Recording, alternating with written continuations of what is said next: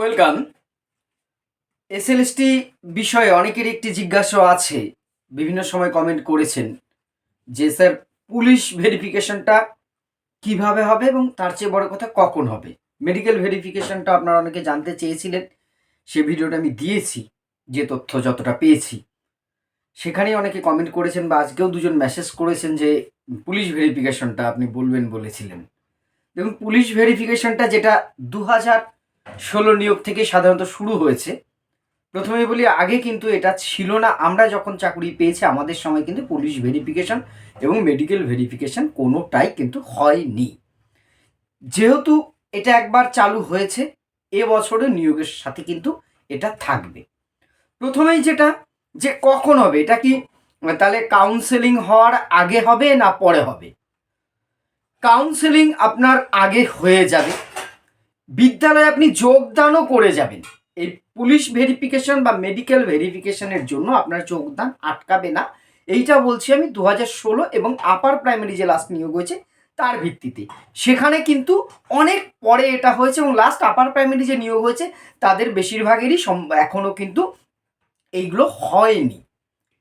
এবার এর জন্য আপনাকে খুব বেশি বিচলিত হবার কোনো দরকার নেই। যতটা আপনি ইন্টারভিউ নিয়ে চাপ নিয়েছেন, রিটেন পরীক্ষা নিয়ে চাপ নিয়েছেন, কাউন্সেলিং নিয়েও চাপ নেবেন কিছুটা হলেও, পছন্দের স্কুল পাওয়া, বাড়ির কাছাকাছি থাকা, সেসব নিয়ে কিন্তু এই দুটো ভেরিফিকেশন নিয়ে চাপ আপনার নেই। কেননা পুলিশ ভেরিফিকেশনে কি দেখা হবে, যে আপনি একজন প্রার্থী, শিক্ষক বা শিক্ষিকা হবার জন্য যে তথ্যগুলো দিয়েছেন, আপনার স্থায়ী ঠিকানা, সেখানে আপনার সেই ঠিকানায় আপনি থাকেন কিনা, আপনার তথ্যগুলো সব ঠিক আছে কিনা, তার চেয়ে বড় কথা আপনার নামে, আমার নামে কোনো ক্রিমিনাল কেস বা কোনো প্রিভিয়াস কিছু খারাপ রেকর্ড আছে কিনা সেটা একবার যাচাই করে নেওয়া। এটা যথাযথই আছে, কিন্তু বিষয়টা কতটা যথাযথভাবে পরিচালিত হয় সেটা আলাদা প্রশ্ন হতেই পারে।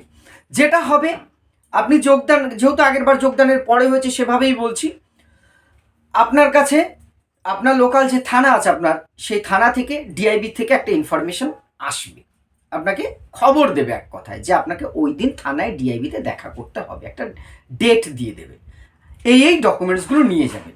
আপনি সাধারণত আপনার শিক্ষা সংক্রান্ত সমস্ত তথ্যগুলো, যেগুলো আপনার এই চাকুরির ক্ষেত্রে প্রয়োজন হয়েছে এবং চাকুরি সংক্রান্ত যে তথ্যগুলো এতদিন আপনি যেহেতু একজন শিক্ষক বা শিক্ষিকা হিসেবে যোগদান করেছেন, সেই তথ্যগুলো সহ আপনি অবশ্যই 2 কপি অন্তত জেরক্স করে নেবেন সাথে নিয়ে আপনি থানার নির্দিষ্ট ডিআইবিতে যোগাযোগ করবেন। সেখানে তারা পিভিআর অর্থাৎ পুলিশ ভেরিফিকেশন একটা রিপোর্ট পাঠাবে বোর্ডকে, সমস্ত তথ্যগুলো যাচাই করবেন। আপনার যে তথ্য দিয়েছেন, আপনি এখানকার বাসিন্দা কিনা, আপনারা জানেন যে প্রত্যেকটা থানার নির্দিষ্ট গোয়েন্দা বিভাগ ডিআইবি থাকে, তাদের কাছে কিন্তু বিভিন্ন তথ্য থাকে, তাদের সোর্স থাকে, তারা সেভাবে করেও প্রয়োজনীয় খবরটা নেবে। এবার সে সংক্রান্ত আশা করব সাধারণত যারা শিক্ষকতার জন্য যাচ্ছি আমরা প্রত্যেকেরই সেই রকম কোনো রেকর্ড থাকবার কোনো সম্ভাবনা নেই বললেই চলে। এবারে সেইগুলো যাচাই করে দেখবার পরে আপনাকে সই করিয়ে নেবে এবং তথ্যগুলো দেখবে। এবার এখানে একটা প্রশ্ন আসে, তাহলে কি বিভিন্ন সময় যেটা হয় চা জল খাবার ব্যাপার, সেই সব আমি আর সেটা বলছি না, সেটা সামান্য বিষয়, খুশির বিষয়। আপনি একজন চাকরি পেয়েছেন, সেভাবে যদি প্রয়োজন হয় আমাদের অনেক কিছু মেনে নিতে হয়, এটা স্বাভাবিক খুশির ব্যাপার হিসেবেই মেনে নিতে হবে। যাই হোক, সেই রিপোর্টটা আপনাকে একটা ফরম্যাট ওই মেডিকেলের মতন দিতে পারে, সেটা কিন্তু আপনাকে দিয়ে দিতে পারে। আর তারা, এই থানা কিন্তু রিপোর্টটাকে আপনার পাঠিয়ে দেবে। এই রিপোর্টটার উপর আপনার অনেক কিছু নির্ভর করে, যেমন পাসপোর্ট বা অন্যান্য বিষয়ের ক্ষেত্রে থানার একটা ডিআইবি রিপোর্ট থাকে। এই এনওসি বা থানা যদি আপনাকে ওকে দেয় তবেই কিন্তু পরবর্তী প্রক্রিয়াটি হয়। এখান থেকে আপনার একটি সঠিক রিপোর্ট পৌঁছবে, হ্যাঁ এই ভদ্রলোক বা ভদ্রমহিলা ঠিক আছে, এখানকার স্থায়ী বাসিন্দা, তিনার কাগজপত্র বা অন্যান্য সব ঠিকঠাক আছে, একটা রিপোর্ট পিভিআর বা পুলিশ ভেরিফিকেশন রিপোর্ট পাঠিয়ে দেবে বোর্ডকে। এবং আপনাকে যদি একটি কাগজ দেওয়া হয়, দুটোভাবে হতে পারে এবারে, কিন্তু বিকল্প আর একটা যেটা হতে পারে, ডিআইবি তো পাঠাবেই, আপনাকেও একটি ফরম্যাট কিন্তু দিলে রিসিভ করে নিয়ে এসে সেটা আপনি ফিজিক্যালি যে অফিসে জমা করবেন, স্কুলে নয়, আপনার বিকাশ ভবনে বা ডিরোজিও ভবনে যে এটা জমা করার ব্যাপার হতে পারে। তবে যে কাগজটাই আপনি পান না কেন সেটা কিন্তু অবশ্যই 1 কপি জেরক্স করে আপনার কাছে রাখবেন। এটা কিন্তু আপনার জন্য একটি মূল্যবান ডকুমেন্টস।